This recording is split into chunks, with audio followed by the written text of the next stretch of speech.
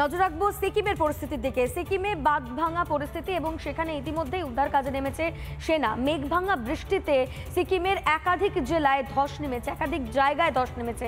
মঙ্গন জেলার লাচেন এবং চাটেনে ভয়াবহ পরিস্থিতি। আটকে রয়েছেন বহু পর্যটক। এখনো পর্যন্ত যেমনটা জানা যাচ্ছে 113 জন পর্যটক তারা কিন্তু আটকে রয়েছেন। অন্যদিকে চাটেনে যে ভয়াবহ পরিস্থিতি হয়েছিল তার মধ্যে 6 জন পর্যটক এখনো পর্যন্ত নিখোঁজ রয়েছেন। তাদের খোঁজে তল্লাশি চালাচ্ছে সেনা।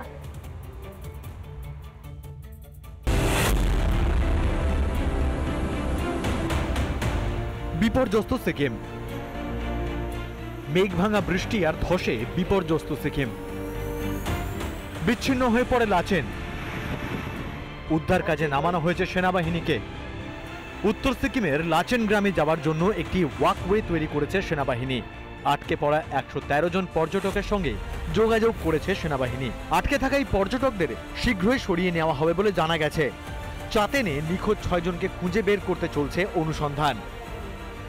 And we have assured them that all possible assistance will be given to them. Weather might improve, and as and when it improves, it will be our first priority to take out all these stranded tourists here while we continue our efforts to look for a missing person. ভূমিধসে নিশ্চিহ্ন হয়ে গেছে একাধিক রাস্তা, তাই বিকল্প রাস্তা দিয়ে চলছে উদ্ধার কাজ। মঙ্গন থেকে গ্যাংটক পর্যন্ত রাস্তা, যা রাগডুং হয়ে তিনটেক পর্যন্ত গিয়েছে, তা আপাতত পরিষ্কার। তবে বুধবারও এই পথে গাড়ি চলাচল বন্ধ রাখা ছিল। রিপাবলিক বাংলা। ফের ইতিহাসের সাক্ষী থাকার অপেক্ষা। আজ রাম মন্দিরের দ্বিতীয় পর্যায়ের উদ্বোধন।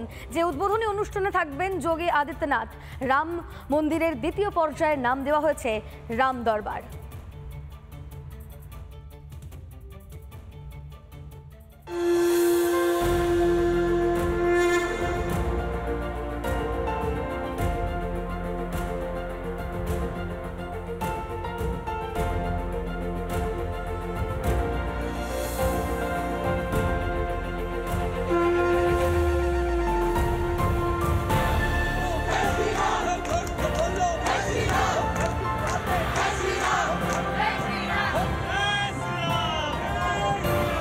प्रभु बिलोक की हर से पुरबासी जनित वियोग विपत्ति समनासी। अर्थात प्रभु का आगमन देकर ही सब अयोध्यावासी, समग्र देशवासी हर्ष से भर गए।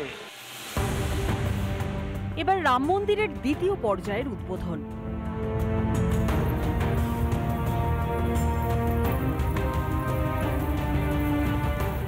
এতদিন গর্ভগৃহে বিরাজমান ছিলেন রামলালা।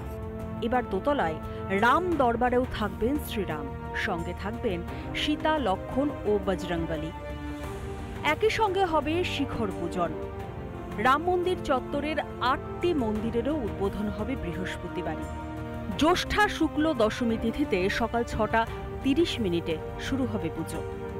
বেলা 11:25 রাম দরবারের মূর্তির প্রাণ প্রতিষ্ঠা। দুপুর 1টায় হবে ভোগ আরতি। উদ্বোধনী অনুষ্ঠানে থাকবেন উত্তরপ্রদেশের মুখ্যমন্ত্রী যোগী আদিত্যনাথ। জাঁকজমকপূর্ণ অনুষ্ঠানে উপস্থিত থাকবেন দেশের গণ্যমান্য ব্যক্তিত্ব ও সাধু সন্তরা। রাম দরবারের প্রাণ প্রতিষ্ঠাকে কেন্দ্র করে সেজে উঠেছে অযোধ্যা। তবে বৃহস্পতিবারের অনুষ্ঠানের আগেই এদিন রাম মন্দির দর্শনে যান ইলন মাস্কের বাবা এরল মাস্ক। বহু লড়াইয়ের ফল অযোধ্যার মন্দির।